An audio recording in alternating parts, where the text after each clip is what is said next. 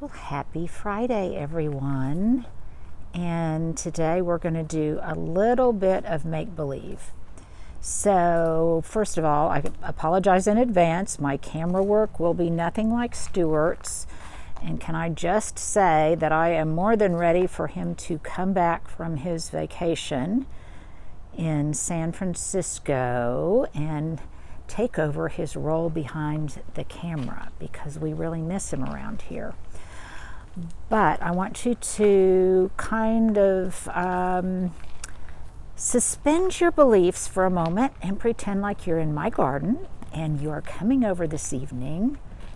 Now, this morning, had I shot this, it would have been far more appropriate, because this morning it was cloudy and cool and rainy and far spookier than it is right now.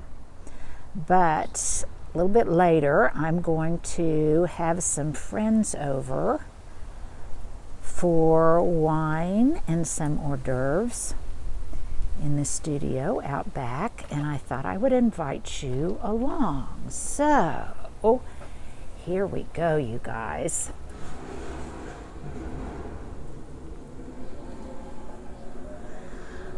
This is Halloween. This is Halloween. And I hope you will have as much fun attending my little Halloween cocktail party as I had putting it together. Here's my question of the day for you guys. Do you sometimes decorate your table, whether it's for Thanksgiving or for Christmas or for someone's birthday, or Halloween or Easter, in advance of the holiday, perhaps days in advance, so that you can enjoy the creativity and the results of your efforts? Because I do that sometimes, especially before Thanksgiving. Now, granted, this is considerably earlier than Halloween, but some friends are coming over, and we're going to have some wine and some appetizers.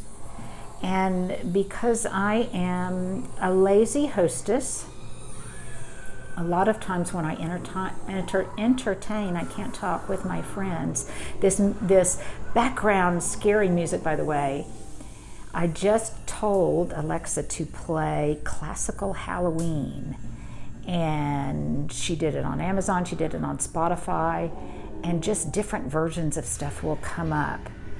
And I love this spooky soundtrack. It's really, really fun. But you can get music, you can get soundtracks from things like Phantom of the Opera and what was that one Disney animation, Nightmare, Christmas Nightmare or something like that.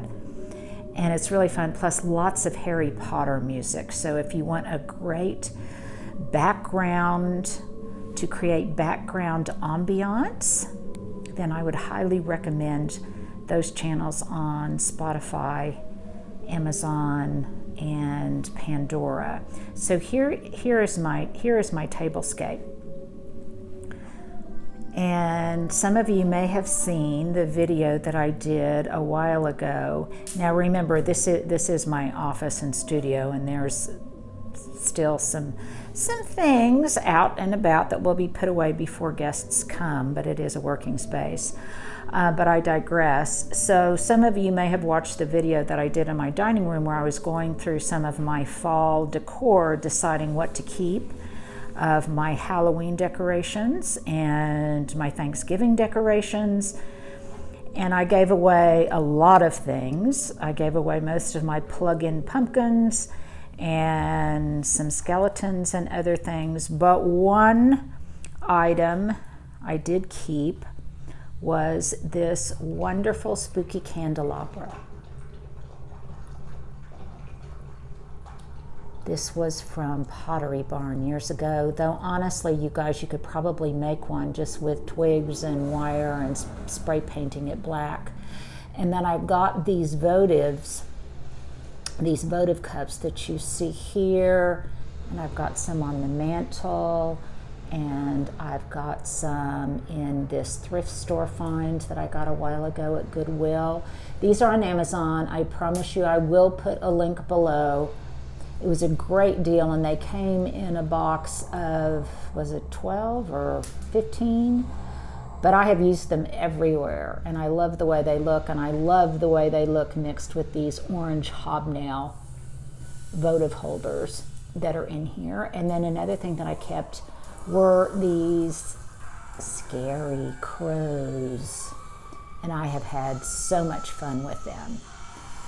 So then I just have a gray hobnail gourd, and I spray painted some leaves black and a couple of baby boo pumpkins.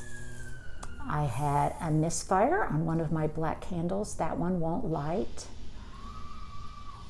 Very frustrating, but if that's the worst thing that happens to me today, I'm in good shape. And then when I entertain, I started to say earlier that usually my friends and I, we entertain potluck. So I'll come up with a theme, and then everyone contributes to that theme. So it might be we're having Mexican food, or we're having, for example, today, it's all about spooky things. So they're to bring a bottle of wine that has kind of a goth or a spooky feel to it. And then just really any kind of appetizer that they want. And I do love this idea, you guys. I took, and I'll put a link below, they're on sale, one of my seed starter kits. This one is in black. And I decked it out with all sorts of Halloween treats. So I just set some glasses in there. And I don't know that it is or is not food safe, but just in case the surface wasn't food safe, and because I think it makes it look a little more festive, I put napkins and glassware in there to hold the goodies that there are. And by the way, you guys, this is a new discovery of mine, that M&M's now has a coffee flavor that's pretty yummy. And I apologize beforehand if you are not already aware of it, how good roasted peanuts and candy corn taste together. That's something that in the past I would not have liked, but sadly I have developed a sweet tooth. Now, in terms of the things on the table, obviously my seed starter kit comes from my QVC line. This one candle holder in the back came from Goodwill, and I just put in those votive cups. The pillow in the back, the pillow cover, came off of eBay, secondhand. It was a Pottery Barn pillow cover. I have recently discovered H&M Home, and they have some really beautiful, inexpensive linens, many of which are a linen cotton blend. I can't believe the price point on them. They have a line called Conscious, which is environmentally responsible. And I love this tablecloth. One of my favorite accounts on Instagram is Harold's Finishing Touches. And it very much has the vibe of one that I have coveted there for a long time, but haven't been able to get it in stock. So both the tablecloth, and I'm not sure that this is still available, you guys, but a lot of times you can sign up and have them send you an email when things are back in stock. And the table runner also came from there. I'll put a link below to at least the table linens from H&M. The candlesticks, I believe those were thrifted years ago. When I was in high school and college, one of the jobs I had was working at a gift store, a gift shop, and I would do their displays. And one of the things I learned was how to fold napkins in interesting ways. And this was one way that I learned to fold them. I should do a little video on that. Let me know in the comments if you'd like me to do a video on napkin folding. For those of you who are hesitant to use candles, one thing I have discovered recently is I no longer use the battery operated votive things, because one thing about battery operated candles in general is I don't find them really long lived. I don't care what brand they are. And particularly the small votive ones, the tea light ones, the batteries go out very, very quickly. They have to be replaced, and not easily.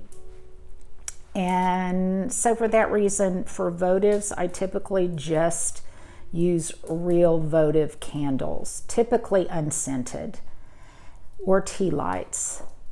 And if you're using votive candles, here's a little tip, probably most of you already know, but put a little bit of water in the bottom of the votive cup before you put the votive in and light it, and that will make removal of the spent candle and its wax that much easier. Now, these candlesticks I definitely got at Goodwill. Some of you may have seen that trip to Goodwill.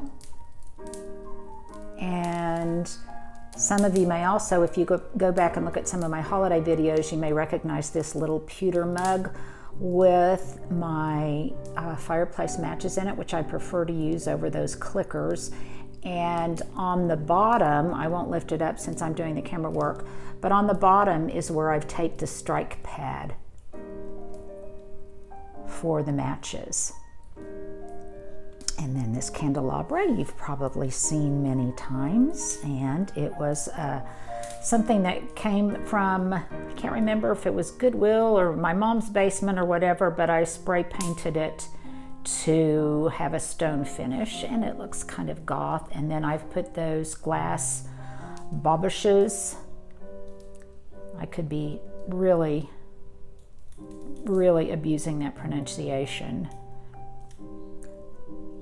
With candles, and pretty soon, by the way, you guys, I got these dripless candles off of Amazon, but pretty soon Trader Joe's will have them in as, hopefully, as part of their seasonal merchandise, and those are also dripless. Now, if you're hesitant to burn candles, particularly tapers, one thing I have found is it's very, very helpful to trim the wicks before you light them each time, so that the flame isn't too extreme, a little safer, and then doesn't put out as much soot. Now, it's been so nice because in the mornings and in the evening it's been cool enough to have a fire out here in my office, so I can work to the companionship of a fire. And then this is also one of the things from my QVC line. This is my plant stand, but I hear I've used it for firewood. And what I did was actually, it comes with a plant stand that's a little bit shorter, but I had a wrought iron black plant stand, an inexpensive one, and that was a little bit taller so that we don't have to bend. I put the basket on that plant stand, and the tray I'm using elsewhere. If you don't want to spend the money on new linens, then you could also use, which I have used out here many a time, this is just an inexpensive drop cloth that has very much of a natural kind of organic cotton feel, and I got this off of Amazon and I have used it many times. And the seat cushions I also got off of H&M.